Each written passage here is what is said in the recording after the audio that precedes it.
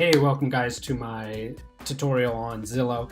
Zillow is a free tool. It's an MLS tool that goes and it has a database of all the different properties around a given city, and it's actually very nice.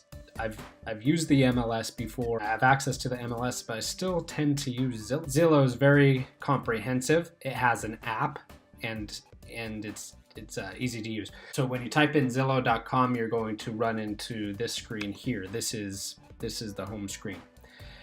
What you'll see right away is you'll see buy, rent, sell, and Zestimate.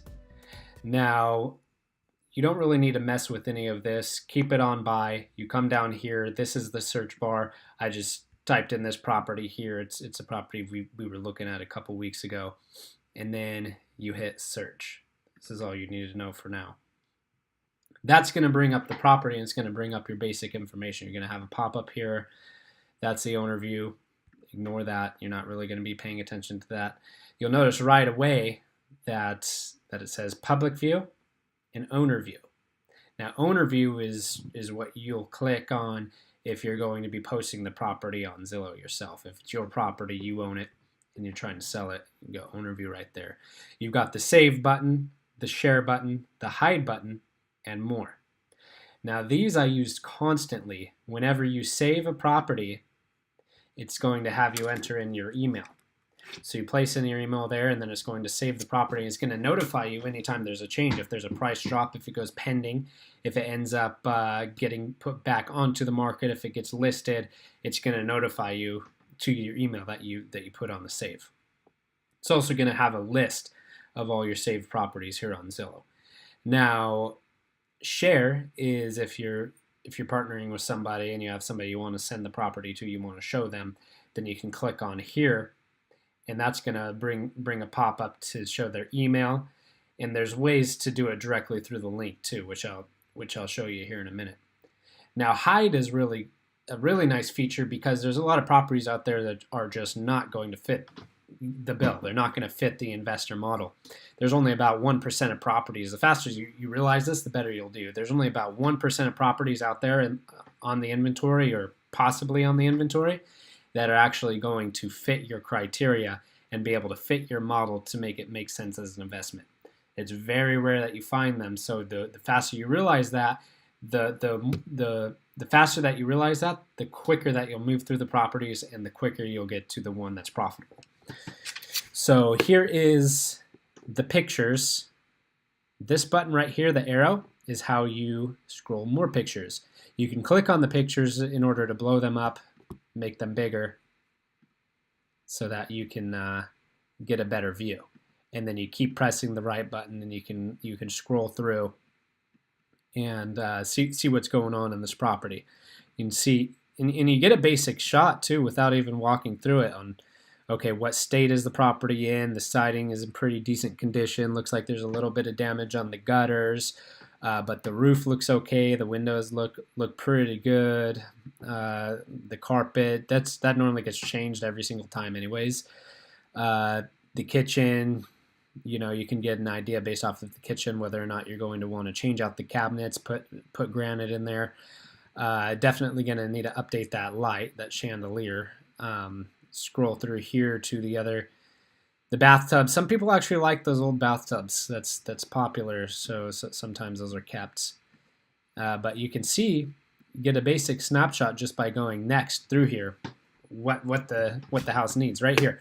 You're going to see, okay, that I'm not going to keep that if I'm going to flip this and try to get top dollar. There's just no way you can keep an older style. It needs to be updated. It needs to be up to the standards of what other homes are selling for your desired price. So you have the address right here, 4 bedrooms, 3 bath, 2,900 square feet. This says off market. Sometimes this will say for sale. If that says for sale, it means it's listed. It's with an agent, or it will say for sale by owner.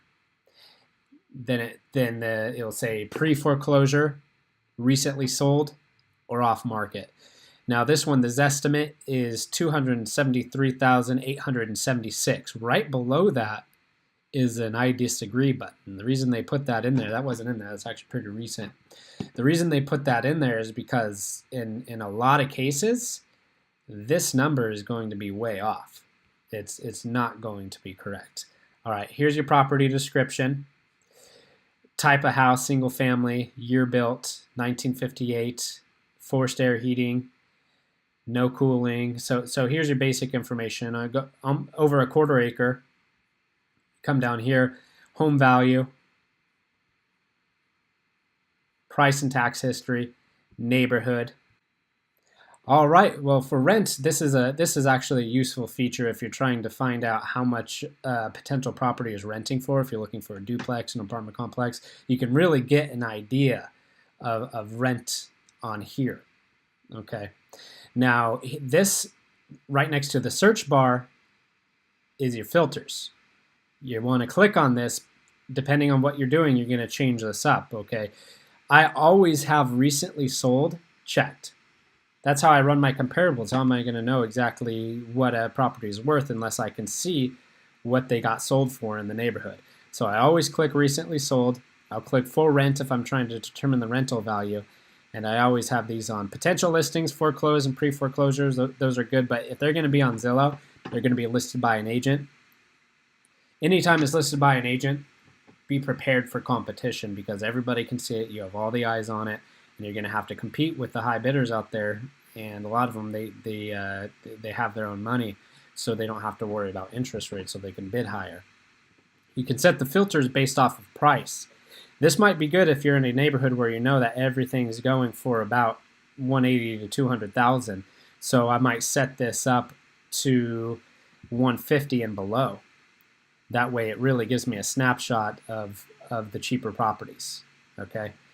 You can also set the filters, how many beds, the home type, apartments, condos, manufactured lots,